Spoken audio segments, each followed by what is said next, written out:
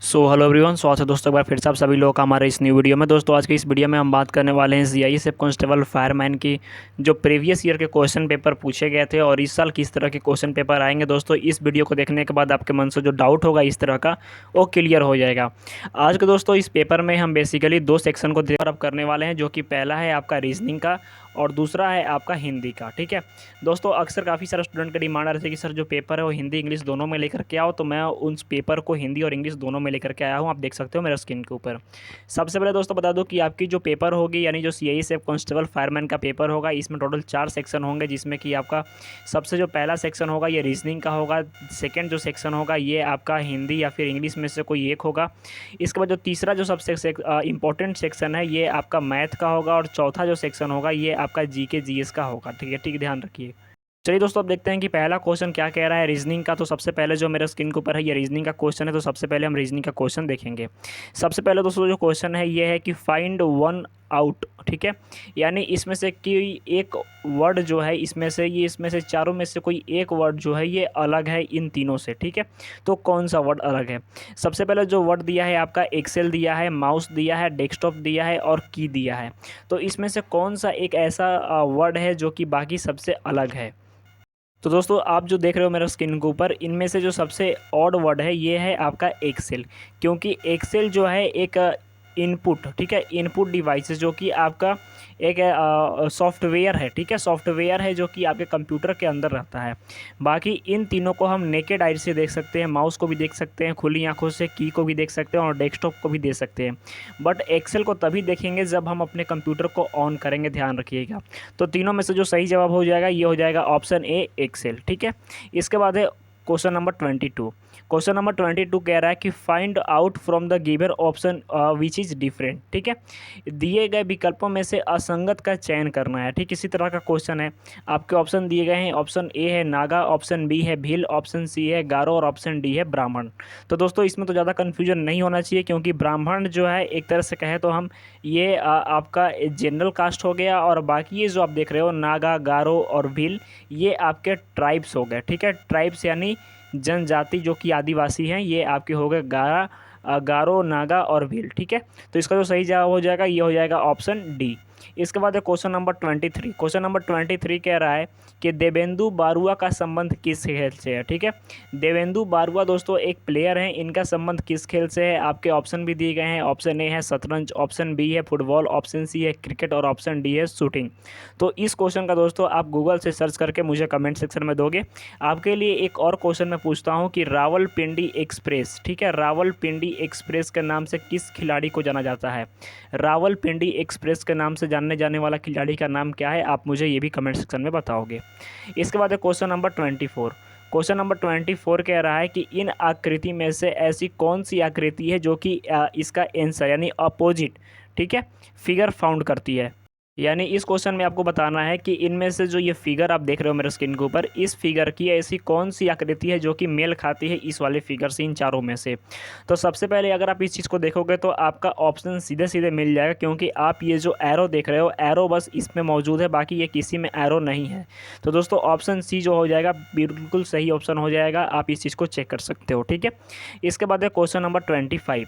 Question number 25 क्या कह रहा है कि प्रश्न संख्या 25 से लेकर के 26 तक आपको दिया गया है ये वर्ड, ठीक है, और इसके अपोजिट में कुछ दिया गया है, और फिर पूछ रहा है कि इसमें से कौन सा जो है सेम होगा। जैसे ये दिया गया है, ये सेम इसी में से किसी एक को फाइंड करना जो कि इसी के लायक हो। ठीक है, तो यहाँ पे क्या दिया गया है, तो सबसे पहले आपको दिया गया है इनक्वायर और आस्क। ठीक है, इनक्वायर माने होता है मतलब पूछताछ करना, किसी चीज़ के बारे में जानना, जानकारी लेना, और आस्क मीन्स भी होता है पूछना। ठीक है, तो आप इसमें से देखो कि कौन सा ऐसा जो वर्ड है जो कि एक दूसरे से संबंधित है। ठीक है, तो आप यहाँ पर देख सकते हो जो पहला ए में दिया गया है यहाँ पे फ्रेम, पेंट, बी है आपका परहैप्स, एनालाइज, ऑप्शन सी है इंजन, पेट्रोल और ऑप्शन डी है डिनोट और इंडिकेट।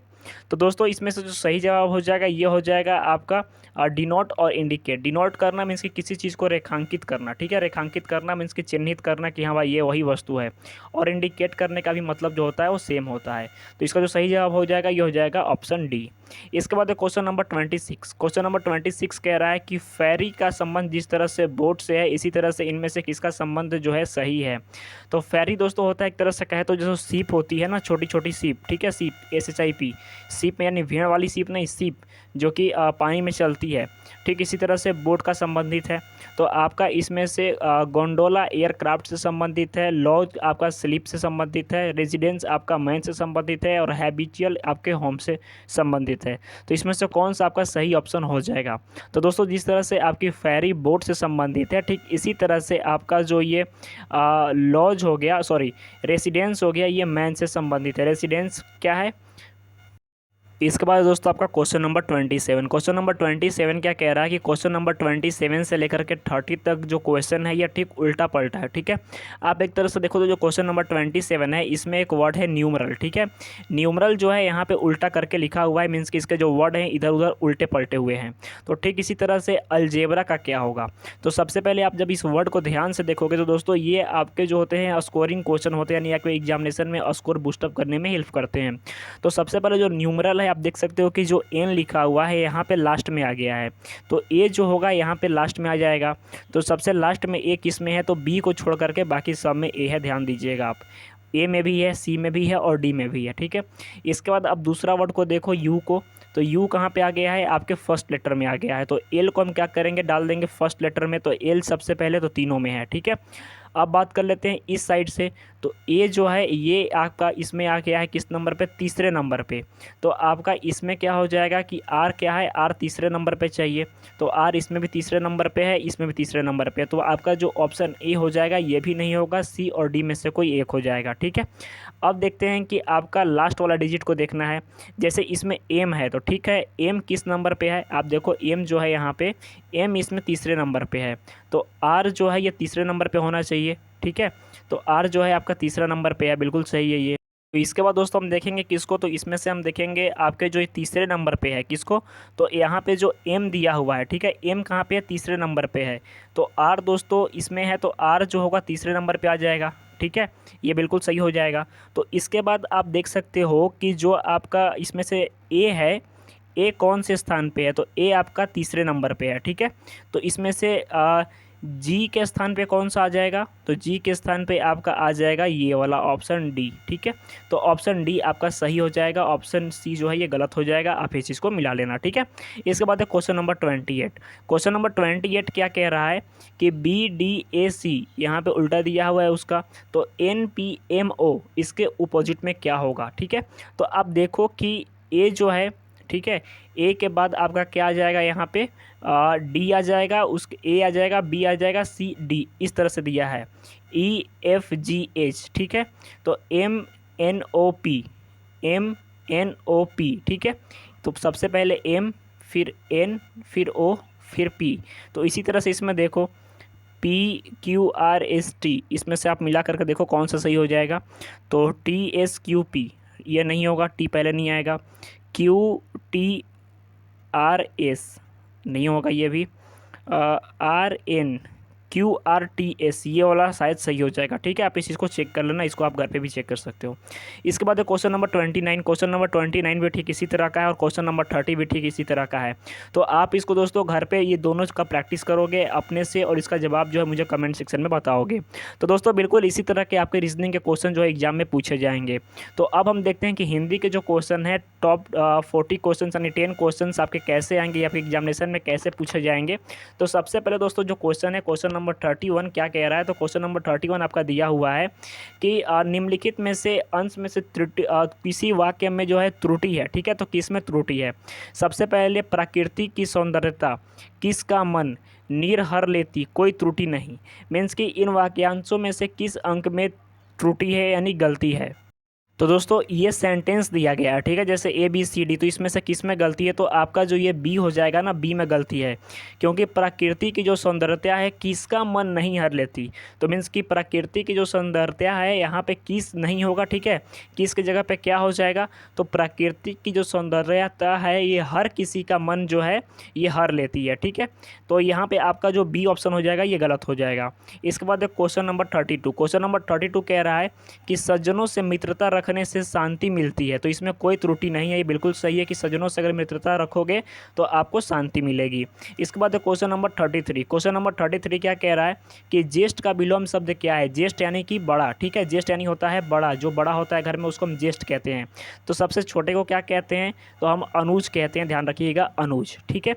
इसके बाद क्वेश्चन नंबर 34, क्वेश्चन नंबर 34 कह रहा है कि अपमान का विलोम शब्द क्या है। अपमान का, ध्यान रखिएगा, अपमान का, किसी का हम अपमान कर देते हैं ना, यानी उसके मन को ठेस पहुंचा देते हैं, तो इसका विलोम शब्द क्या हो जाएगा, मानव, असुर, प्रसिद्ध और सम्मान। तो अपमान का विलोम हो जाएगा दोस्तों सम्मान, ठीक है। इसके बाद क्वेश्चन नंबर 35, क्वेश्चन नंबर 35 कह रहा है कि अंश का पर्यायवाची शब्द नहीं है इनमें से, यानी इनमें से कौन सा एक ऐसा वर्ड है जो कि अंश का पर्यायवाची नहीं है। अव्यय, अंग, अंश और पक्ष। तो अंश का पर्यायवाची शब्द दोस्तों इसमें से कौन सा नहीं है, तो आप मुझे कमेंट सेक्शन में बताओगे इस चीज़ का आंसर, ठीक है। वैसे इसका जो सही जवाब हो जाएगा ये मैं आपको बता दूं कि ये ए और सी में से कोई एक हो जाएगा, और आपको अब चूज करके बताना कि कौन सा सही जवाब है। इसके बाद क्वेश्चन नंबर 36, क्वेश्चन नंबर 36 कह रहा है कि कमल का पर्यायवाची शब्द नहीं है, यानी इनमें से कौन सा एक ऐसा शब्द है जो कि कमल का पर्यायवाची शब्द नहीं है। तो दोस्तों आपका इसमें से जो सौरभ हो जाएगा ये आपके कमल का पर्यायवाची शब्द नहीं है, ध्यान रखिएगा। इसके बाद क्वेश्चन नंबर 37, क्वेश्चन नंबर 37 कह रहा है कि हाथ का मैल, यानी एक मुहावरा है, हाथ का मैल से अर्थ क्या है। मेहनत की कमाई, सहज प्राप्त वस्तु, अत्यंत तुच्छ वस्तु और परमात्मा की देन। तो हाथ का मैल यानी कि अत्यंत तुच्छ वस्तु, जैसे आदमी कहता है ना कि ये मेरे बाएं हाथ का खेल है, ये हाथ का मैल है, ठीक है, पैसा कमाना मेरे हाथ का मैल है, मैं बहुत सारा पैसा रखा हूँ, ठीक है। इसके बाद क्वेश्चन नंबर 38, क्वेश्चन नंबर 38 कह रहा है कि सवरी के बेर का अर्थ है, ठीक है, सवरी के बेर का अर्थ क्या है। भक्ति भाव से दी हुई भेंट, दान देना, जूठा भोजन कराना, अर्पण करना। तो सवरी का बेर का दोस्तों अर्थ है कि भक्ति भावना से दी हुई भेंट। अगर आपके पास 10 रुपया है फिर भी आप किसी को गिफ्ट कर रहे हो, अपने दोस्त को, अगर वो खुशी से रख ले रहा है, ठीक है, और आपकी वही कैपेसिटी है देने की, तो इसी को कहते हैं हम सवरी का बेर, यानी कि भक्ति भाव से किसी चीज़ को आप भेंट कर रहे हो, भले ही आपके पास 1 रुपया हो, 10 रुपया हो, 10,000 हो, ठीक है।